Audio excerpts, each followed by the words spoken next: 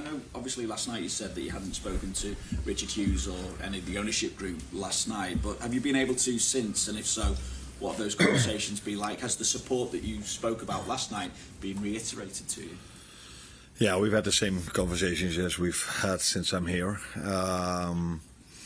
And as I'm not sure if I said it last night, but we fight on and we try to improve. That's what we all try. But the conversations have been the same as they've been for the past 1.5 years. For you at the moment, is there an anger, or maybe that's too strong, is there a frustration or a feeling of being let down by your players at the moment who aren't necessarily reaching the standards that we've come to expect from them? No, not at all. Although I do agree with you that our standards, and with our I mean the team, have not been of the standards that we are used to and that we want. So we think we can play better than we do. But last season, when we did really well, there was a lot of focus on certain individuals, and I always said it should be about the team, and the team makes the individuals look very good. And if the opposite is happening, we should also look at the team and not at the individuals. So that's where it's about for me. But you also said that you have to look at yourself. What can you do different, if anything? Nah, that's not so easy to say what can I do different, but it's quite normal if you win or lose or draw that you reflect on a game. Which decisions have you made? What have you done during the week? All kind of usual things managers do if they win or lose. But maybe you do it a little bit more if you lose. You try to find the answer to what is needed to win a game of football. And in the end, it's about doing what this club is about, is keep fighting, and no matter how difficult it is, we have to fight together. But it would also be nice if we would reward ourselves in the moments we play well, because people are very focused and correctly about the parts we don't play well, but there are definitely large parts of the games where we do play well and where we do create a lot of chances, and we tend to forget to reward ourselves in those moments, and every small mistake or small error immediately leads to us conceding a goal, and that is a very bad cocktail to have. Kind of follows on to my final question, is how pressurised a situation is this then for you as a group, for you personally, and how inhibiting can that pressure be? No, there's a lot of pressure if you work or play at a top club. And even more so if you start losing more games than this club or this players or this manager is used to. So then there's always pressure. But there was a lot of pressure last season as well for us to win the league. And now it's a different kind of pressure because we've lost so many games. But what it does to me, I can just do the same, but I don't have to play. So maybe my job is a little bit easier if it comes to this. Because I think it's hard for every player. If you are in a bad run of results, if you go down immediately after 3 minutes, and then you play a good first half, and then 10 minutes after halftime, again you concede. So we get knock after knock after knock, which is hard, but that's why I keep saying that, especially when that happens, we have to keep fighting, and that's what we've done so well last season. And what this club is about for so many years, and that's what we expect. The minimum what I and we expect is that we do this over 90 minutes, which is not always easy if you get knock after knock after knock. Thanks, Arne. Good luck. Can I just ask you about the fitness of some of your players, please? Hugo, obviously, with his problem that he picked up, and how Florian and Alisson are as well. Ali trained again with the team today, so we hope and expect him to be available in the weekend. Florian will have his final day of rehab tomorrow, so if that all goes well, he could train with the team on Saturday. And the third one was Hugo. Yeah, of course today was recovery, but they don't expect that it has to be a big issue. But yeah, games come fast, so let's see for the weekend. But it shouldn't have to be a big issue. As far as West Ham are concerned as well, it feels like probably the wrong time for you that they're moving in a different direction now under Nuno Espirito Santo. They seem to have got a new wind and a fresh confidence of their own, I suppose. How do you feel they've been doing? Yeah, like you said, he's having an impact on their results. He's done so well everywhere he worked here in England, and did so well at Forest. Now he's doing well at West Ham again. So he's proven to be a difficult manager to play against, not only for me but for everyone, because he always has a very good game plan, and it's a tough team to beat at the moment, West Ham, which was different maybe than the beginning of the season, but we face them now, and that's why we definitely need to be ready for a challenge, because that's what they will give us, because they know, of course, after our recent run of results, that that's probably different for them to play against us now than it was 3 or 4 months ago. Thank you. Looking at the XG stats for the last 3 games, Liverpool's is 6.59 and your opponent's 5.39 combined. I just wonder what would you take from that? Frustration.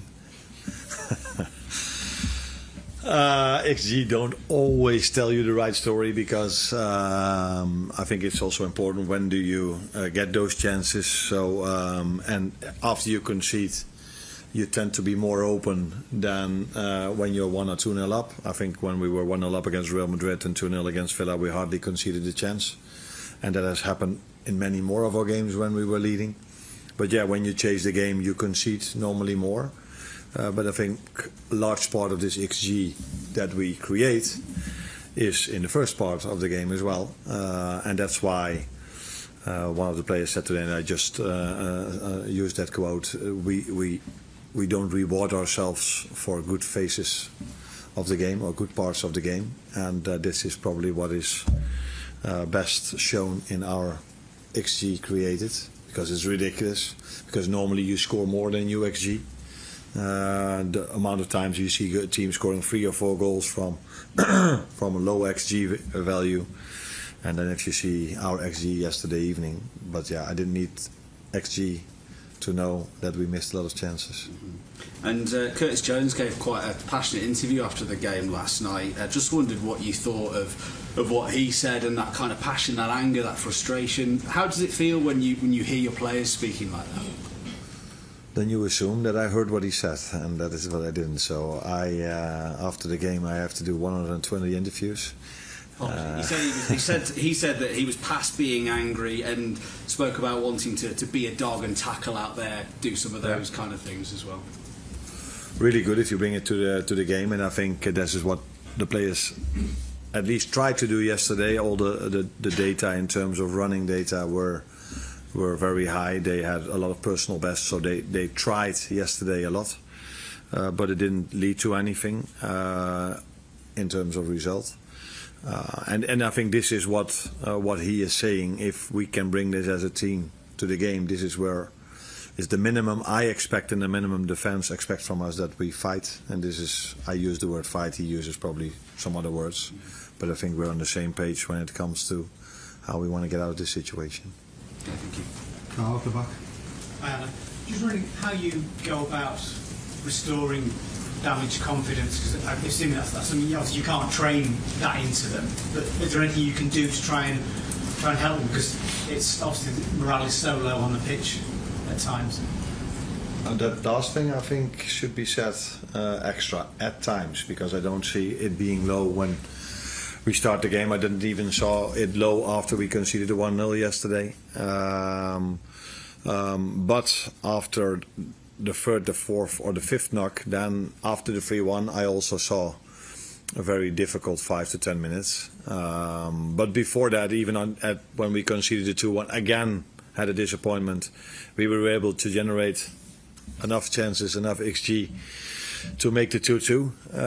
But after they scored the 3-1, I could indeed see that it hurt the players, and that wasn't the period where our fighting spirit was the best in the game, to say it mildly. And when they're in that mindset, are you confident your message is still getting across to them? After the 3-1, it's very difficult to get a message across to them when I'm at the sideline. But before the game and during half-time, I think the message comes across to them. If I see how we create our chances, it is a lot of the things we train and what is in the meeting. But unfortunately, it doesn't lead to goals, and that is difficult for them, for me, for our fans, for everyone. But that the message comes across is very clear to me if I see the way we generate our chances. That is a lot from the work we do on the training pitch and during the meetings. So yeah, that's for me that's obvious. But yeah, when we're 3-1 down, then it's difficult to get a message across. If you're standing not so far, but if you're not standing on the pitch. Can I just ask about Joe Gomez? I know you obviously said the other day he had an injection last week, but how close is he to being able to play sort of meaningful minutes for you? How close? He could have been involved yesterday as well in terms of minutes. But yeah, when we are 2-1 down or 3-1 down, I tend to make offensive substitutions. And for him to start a game is also definitely a possibility.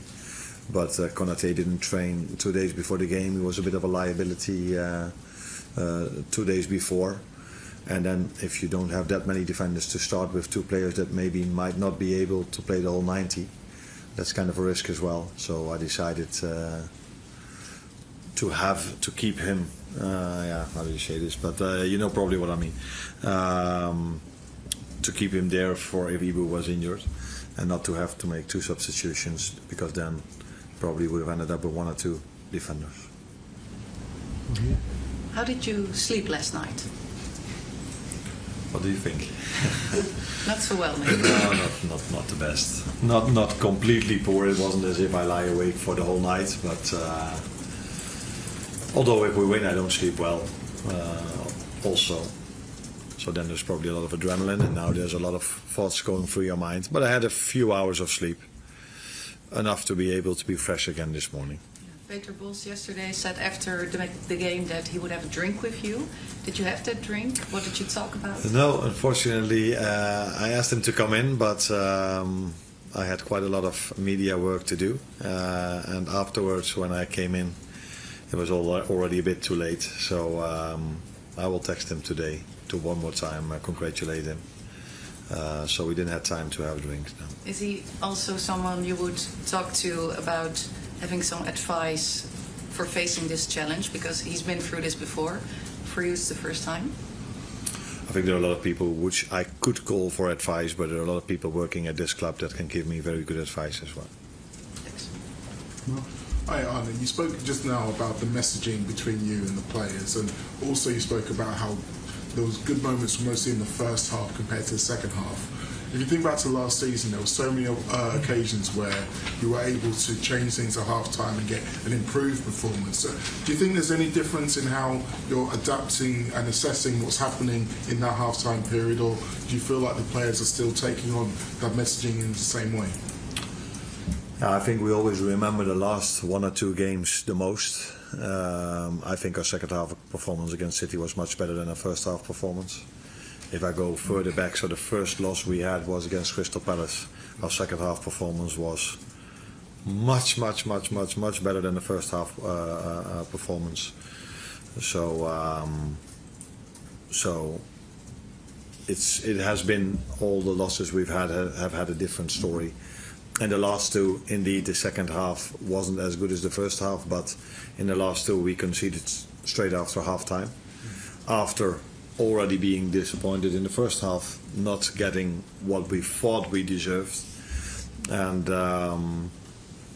like I said, in my opinion, the players kept on fighting after 2-1, because we were able to create 2 or 3 very good moments and chances. The Cody Gakpo header is, I think, usually a goal. But this moment of time, not for us. We've generated enough set pieces in that part of the game as well. But after the 3-1, again, that's the part people tend to remember, which is normal because the last part of the game. That was, of course, not of the standards and of the fighting spirit we would like to have in our team. Arne, when you lose 3 successful games, do you look at the team and think it maybe needs a jolt? Do you look at the players who have had less minutes, the likes of Gomez and Enzo Chiesa, and think they might be able to deserve a run in the team now? Or have you seen enough from the players that this can change, the ones who have been playing? I think you consider everything. Until now, I've decided differently. But they train with us every single day, and they can prove themselves in those moments. And it's always a balance between, if you don't change, people think you should change more. And I think there was a period of this season where we lost, and I made a few changes where people complained about the fact that I made a few changes too much. And there was never any time the same team. So of course I consider, but I cannot tell you what the end product of that consideration is for Sunday yet. Thanks, Arne. Take care. Thanks, Arne.